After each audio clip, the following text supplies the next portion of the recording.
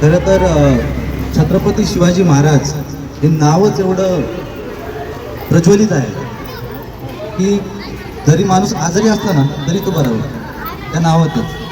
म्हणजे मी स्वतः सरांशी बोललो सुद्धा 2 दिवस माझी तब्येत सुद्धा खराब होती, पण शिवजयंतीला बोलायला यायचं आणि छत्रपती शिवाजी महाराजांबद्दल बोलायचं म्हणलं की माझाच आजार निघून गेला.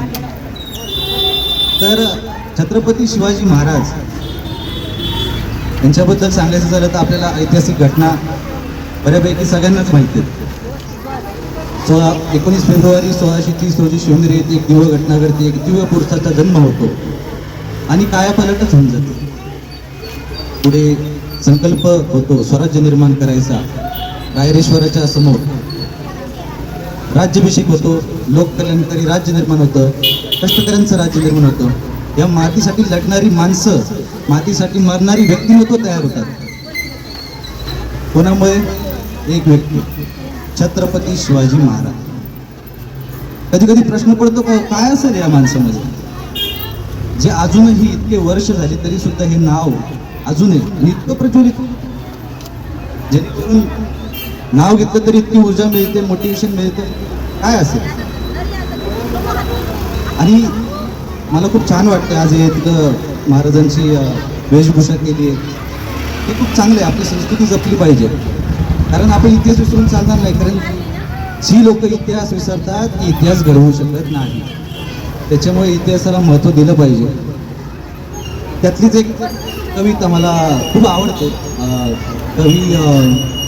कवी भूषण यांनी लिखित शेर शिवराज आहे. खूप आवडीची कविता, मस्त आहे. इंद्रजनी जंबबर आडवर अंबबर रावणस दंबबर रघुकुल राज है.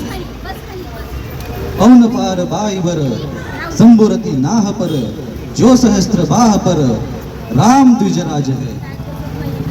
दावा द्रुम झुंडबर चीता मृग झुंडबर भूषणवी कुंडबर जैसे मृगराज है. तेजतम अंश पर कन्न जिमी कंस पर क्यों मलिच्छक अंशवर शेर शिवराज है. खूप सुंदर कविता आहे. बघा ना, ऐकूनच इतकी एनर्जी येते. त्याचा अर्थ असा होतो की जसं इंद्रदेव जंबासुरावर, जसा वारा आकाशावर, जसे प्रभू श्रीराम रावणाच्या दंबावर म्हणजे त्याच्या अहंकारावर. पौनबाई बाहबर संबुरती नाहपर जो सहस्त्र बाहबर राम द्विजराज आहे.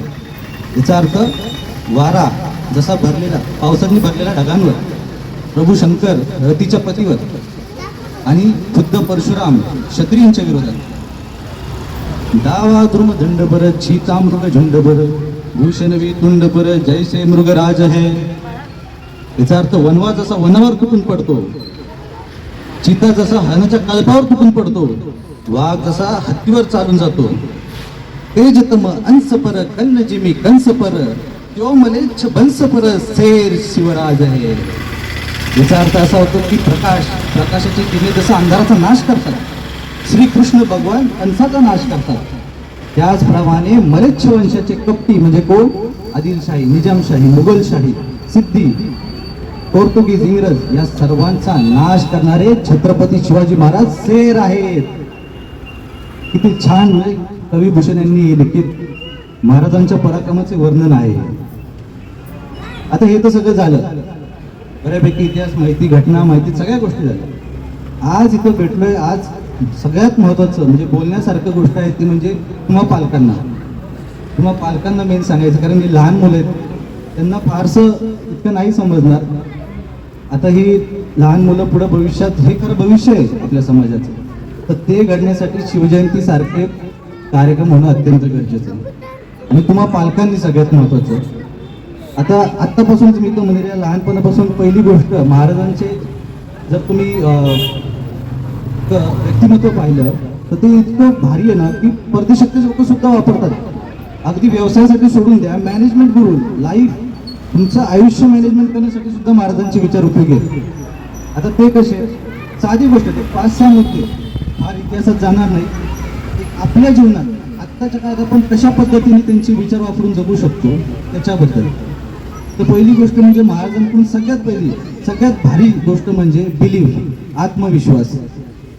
तुम्ही स्त्रिया आहात, ही मुलं, तुमचं किती वय होऊ द्या, काही होऊ द्या, पण तुम्ही जर ठरवलं ना की मला हे मनात आहे विचार किंवा हे करायची इच्छा आहे, तुम्ही करू शकता. माझी जाऊ बघ, माझी जाऊनी महाराजांच्या मध्ये ते बाळकडं पेरलं की तुला स्वराज्य निर्माण करायचं आहे, मग छत्रपती शिवाजी महाराज झाले. असं नाही की छत्रपती शिवाजी महाराज आधीपासूनच त्या विचारात होते. त्यामुळे तुम्ही साहेबांनी सुद्धा ही तयारी केली पाहिजे की आपल्या मुलांचं स्वप्न काय हे आत्तापासून ओळखा आणि त्याला विश्वास ठेवायला, तुझं स्वप्न पूर्ण होऊ शकतं. तर पहिला मुद्दा आपल्या स्वप्नांवर विश्वास आणि स्ट्रॉंग बिलीव्ह, जेणेकरून ते ठरवतील की मला हे बनायचं आहे किंवा मला समाजाला हे द्यायचं आहे, समाजासाठी हे करायचं आहे. हे झालं. त्याच्यानंतर महाराजांची सगळ्यात आवडती गोष्ट आणि आजकाल खूप कॉमन झाले, कुठलंही काम करायला गेलं की मुहूर्त बघतात, हे करू नको ते करू नको, काय करायचं म्हणलं की अरे ते व्यवस्थित नाही, अरे ते तसं नाही. तुम्हाला सांगतो त्या काळी महाराज इतके उच्च विचारांचे होते, महाराजांनी अमावस्याला किल्ले जिंकलेत. आणि आज आपली इथं काय बघतात, नाही नाही अमावस्या हे काही काम करू नको, हे करू नको. हां, महाराजांचे पुत्र राजाराम महाराज पायाळू होते, अपशकुनी मानलं जातं ना बऱ्याच ठिकाणी पायाळू होणं. अरे त्याच महाराजांनी काय बोललं, अरे अख्खी मोगलशाही उलटी पलटी करून टाकली माझा मुलगा. हे म्हणतात पॉझिटिव्ह ॲटिट्यूड, ह्याला म्हणतात प्रत्येक गोष्टीला पॉझिटिव्ह रीतीने गेली. आपण एखादं जरा काय झालं की फार खचून जातो, येऊन जातो, अरे तह झाला, कित्येक किल्ले गेले पण पुन्हा महाराजांनी 350 किल्ले परत केले. एखादा माणूस खचून गेला असता, म्हणलं असतं की अरे काय राव मी नवीन हे सुरू केलं, गेलं लॉसला गेलं. हे महाराजांकडून शिकण्यासारखं. त्यामुळे लहान मुलांचं जे काही स्वप्न आहेत ना ते आत्तापासून तुम्ही फिरायला ठरवा त्यांना काय होईल, त्याच्यानुसार तुम्ही ॲज अ जिजामाता बना आणि स्ट्रॅटेजी ठरवा की हां हे कर ते कर. आणि ते करत असताना त्याला हे शिकवा की नेवर गिव्ह अप, हार मानू नको. किती जरी हार आले तरी उभा राहा आणि जा पुढे. हे स्वराज्यच आहे ना, स्वतःसाठीच लढतोय ना आपण, मग काय हरकत आहे लढायला. बना प्रत्येक घरात छत्रपती शिवाजी महाराज, तारा राणी. हे झालं दुसरं स्ट्रॅटेजी आखा. त्याच्या पुढचं म्हणजे निश्चयाचा महामेरू. महाराजांना निश्चयाचा महामेरू का म्हणायचा, महाराजांनी जर एखादी गोष्ट ठरवली ना की हे करायचं, मग त्यांच्या डिक्शनरीत नो हा शब्दच नव्हता, नकारा नव्हताच. त्यांचं हे वाक्य होतं, जर यशाचा मार्ग असेल तर त्याच्यासाठी मी प्रयत्न करेल, तो मार्ग मी शोधेन, आणि जर तो मार्ग नसेल तर तुम्ही बनवेन. हा ॲटिट्यूड या मुलांमध्ये पेरला पाहिजे, सगळ्यांमध्ये हा ॲटिट्यूड पेरला पाहिजे की नो म्हणजे नाही, मी ठरवलंय ना, संकल्प केलाय ना, स्वराज्य निर्माण करणार ते करणारच. मग त्याला कितीही अडथळा येऊ द्या, मार्ग नसेल जो बनवेल. हे झालं. त्याच्यानंतर येतं की तुम्ही प्रयत्न करताय, एखादं तुम्ही काम करताय, त्याच्यामध्ये अडथळे येतात, तुम्ही नेव्हर गिव्ह अपचा ॲटिट्यूड ठेवला, अडथळे येत आहेत, अपयश येते, तरी तुम्ही चालत राहिला. त्याच्या पुढे काय येतं, जरी तुम्हाला यश मिळायला लागलं तरी सुद्धा डोकं ओपन ठेवा. याचा अर्थ काय, आता महाराजांचं एक आणखी गोष्ट सांगतो. आपण बऱ्याच विचार करतो की 14 वर्षाच्या महाराजांनी एवढा मोठा संकल्प केला, बऱ्याचशा गोष्टी अचीव्ह केला, आपल्याला सगळी टपरी टाकताना एवढं अवघड जातं.